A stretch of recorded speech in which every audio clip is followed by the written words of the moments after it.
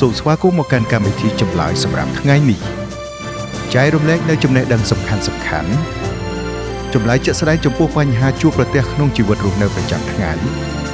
បទពិសោធន៍ពិតដែលនិយាយអំពីជីវិតរបស់យើងសពថ្ងៃការតស៊ូផ្ទាល់ខ្លួនបញ្ហាប្រឈមនៅក្នុងគ្រួសារព្រះជាម្ចាស់នៅតែធ្វើការក្នុងជីវិតប្រចាំថ្ងៃរបស់យើងផ្ដល់ក្តីសង្ឃឹមនិងទិសដៅ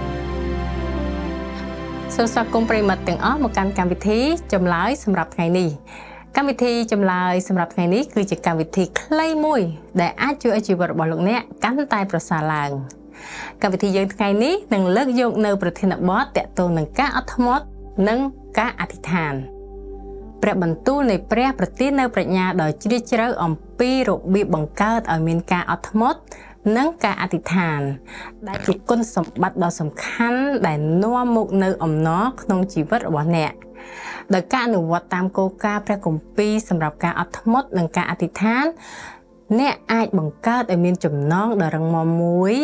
ដែលធ្វើឲ្យគោលបំណងរបស់ព្រះកាន់តែពេញលេញនៅក្នុងជីវិតរបស់អ្នកដើម្បីរកបាននៅអំណរក្នុងជីវិតរស់នៅប្រចាំថ្ងៃ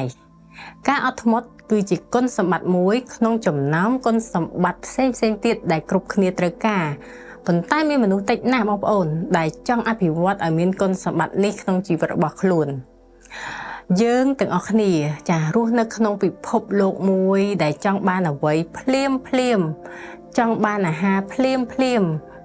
ការដឹកជញ្ជូនភ្លាមចុចភ្លាមបានភ្លាមចានឹងចង់បានចម្លើយភ្លាមពីអ៊ីនធឺណិតប៉ុន្តែគួរឲ្យសោកស្ដាយនៅពេលដែលនិយាយអំពីអ្វីដែលសំខាន់ជារឿយព្រះត្រាស់ហៅយើងឲ្យរងចាំហើយនោះជាពេលដែលការអធិដ្ឋានចូលមកនៅក្នុងព្រះគម្ពីរការអត់ធ្មត់និងការអធិដ្ឋានត្រូវតែដើរទន្ទឹមគ្នាដោយទុកចិត្តលើពេលកំណត់របស់ទ្រង់ហើយចុះចូលបំណងប្រាថ្នារបស់យើងតាមផែនការរបស់ព្រះ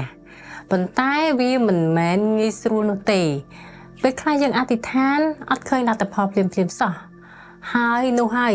ជាពេលនៃការអត់ធ្មត់របស់យើងត្រូវបានលបងលោតែម្ដង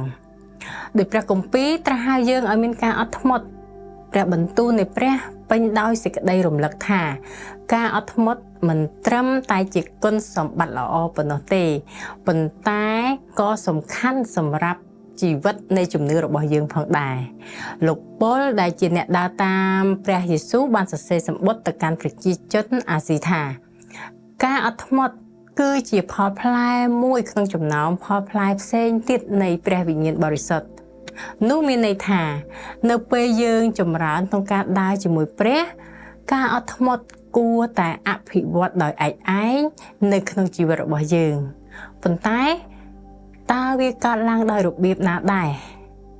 ជារឿយវាកើតឡើងតាមរយៈការរងចាំការស៊ូទ្រាំនឹងការលំបាកនិងការរៀនទុកចិត្តលើពេលកំណត់របស់ព្រះជាជាងលើពេលវេលារបស់យើងខគម្ពីរដ៏ល្បីល្បាញមួយអំពីការអត់ធ្មត់នោះគឺចូលរងចាំព្រះយេហូវ៉ាចូលមានកម្លាំងហើយឲ្យចិត្តក្លាហានឡើងចូលរងចាំព្រះយេហូវ៉ាទៅព្រះគម្ពីរទំនុកដំកើងជំពូក27ខ14ការរងចាំព្រះជាម្ចាស់តម្រូវឲ្យមានកម្លាំងនិងចិត្តក្លាហានព្រោះវាផ្ទុយពីបំណងធម្មជាតិរបស់យើងក្នុងការគ្រប់គ្រងស្ថានភាពវាជាការទុកចិត្តថាទោះបីជាយើងមើលមិនឃើញចលនារបស់ដូចថាព្រះកំពុងតែធ្វើក៏ដោយក៏ព្រះកំពុងតែធ្វើការពីក្រោយខ្នងយើងដែរការអធិដ្ឋានគន្លឹះពង្រឹងទៅការអត់ធ្មត់របស់យើងដូច្នេះតើយើងត្រូវធ្វើដូចម្តេចដើម្បីបង្កើតឲ្យមានការអត់ធ្មត់ក្នុងពេលរងចាំការអធិដ្ឋានគឺជាឧបករណ៍ដ៏មានអានុភាពបំផុតមួយដែលព្រះបានប្រទានដល់យើងគ្រប់គ្នាព្រះបន្ទូលនៃព្រះលើកទឹកចិត្តយើងថាកុំឲ្យខ្វល់ខ្វាយអ្វីឡើយចូលទូលដល់ព្រះឲ្យជ្រាបពីសំណូមរបស់អ្នករាល់គ្នាក្នុងគ្រប់ការទាំងអស់ដោយសេចក្តីអធិដ្ឋាននិងពាក្យទូលអង្វរទាំងពោលពីអរព្រះគុណផងនោះសេចក្តីសុខសាន្តរបស់ព្រះហួសលើសពីការគិតនិងជួយការពារចិត្តគំនិតរបស់អ្នករាល់គ្នាក្នុងព្រះគ្រីស្ទយេស៊ូវព្រះគម្ពីរភីលីបជំពូក4ខ6ដល់ខ7 ប្រិមត្តអ្នកស្ដាប់ជាទីមេត្រីការអធិដ្ឋានណាជួយបដូរការផ្ចង់អារម្មណ៍ពីកលៈទេសៈរបស់យើងទៅកាន់ព្រះវត្តមានរបស់ព្រះហើយវារំលឹកយើងថាយើងមិនមែនកំពុងរងចាំតែម្នាក់ឯងទេនៅពេលយើងថ្វាយក្តីកង្វល់ការមួម៉ៅបំណងរបស់យើងនៅចំពោះព្រះអង្គនឹងប្រទានសេចក្តីសុខសាន្តដល់យើងទោះបីជាស្ថានភាពរបស់យើងនៅមិនទាន់ផ្លាស់ប្ដូរក៏ដោយការទុកចិត្តលើពេលកំណត់របស់ព្រះ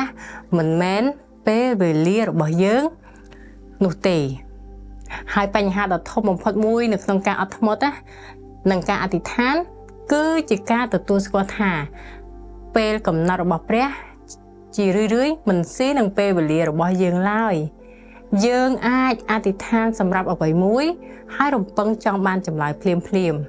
ប៉ុន្តែព្រះទតឃើញរូបភាពធំជាងនេះព្រះអង្គជ្រាបអំពីពេលវេលាដែលត្រឹមត្រូវហើយពេលខ្លះព្រះអង្គថែមទាំងមានអ្វីមួយប្រសើរសម្រាប់យើងគ្រប់គ្នាទៀតផងអ្វីដែលសំខាន់ឲ្យយើងបន្តទូលសូមព្រះអង្គ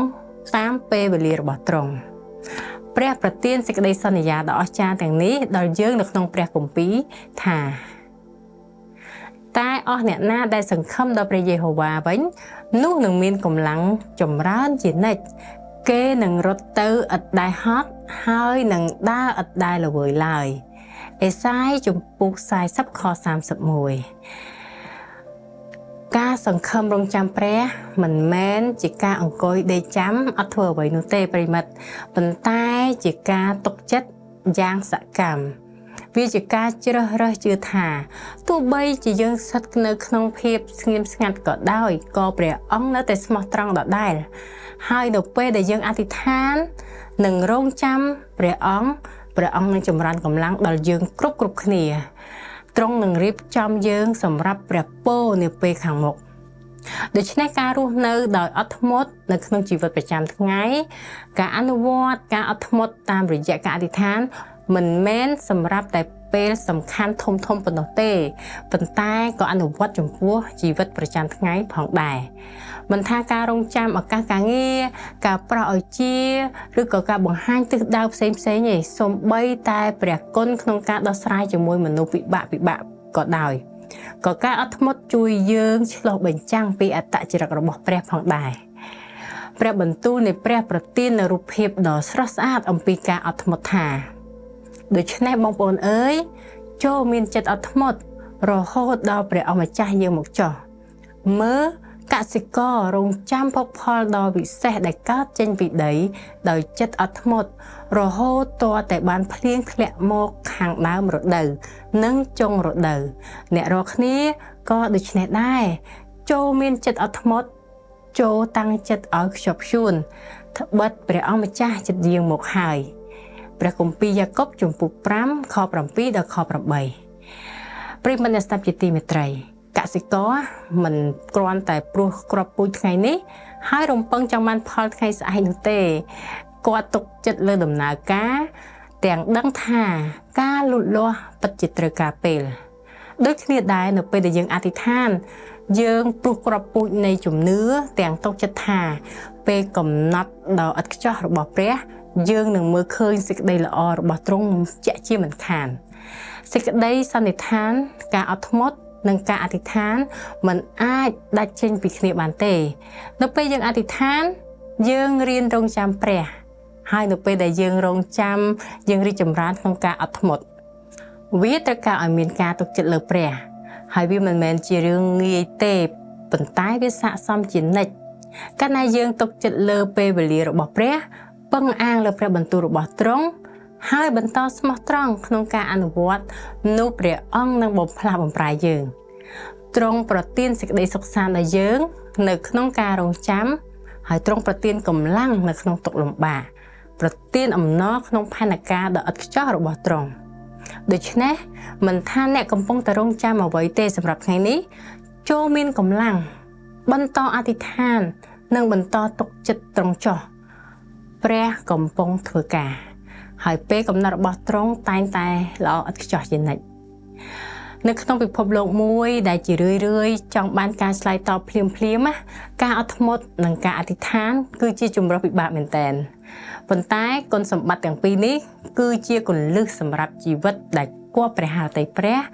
និងនាំមកនូវសេចក្តីសុខសាន្តនិងអំណរដ៏ពិតផងដែរយើងទាំងអស់គ្នាត្រូវបានត្រាស់ហៅមកឲ្យដើរដោយបន្ទាបខ្លួននៅចំពោះព្រះរស់នៅដោយសុចរិតភាពដើម្បីឆ្លុះបញ្ចាំងពីអត្តចរិតរបស់ទ្រង់ទៅកាន់ពិភពលោកហើយនេះគឺជាទីបន្ទាស់ដ៏អស្ចារ្យបំផុតមួយដែលយើងអាចធ្វើបានដូច្នេះ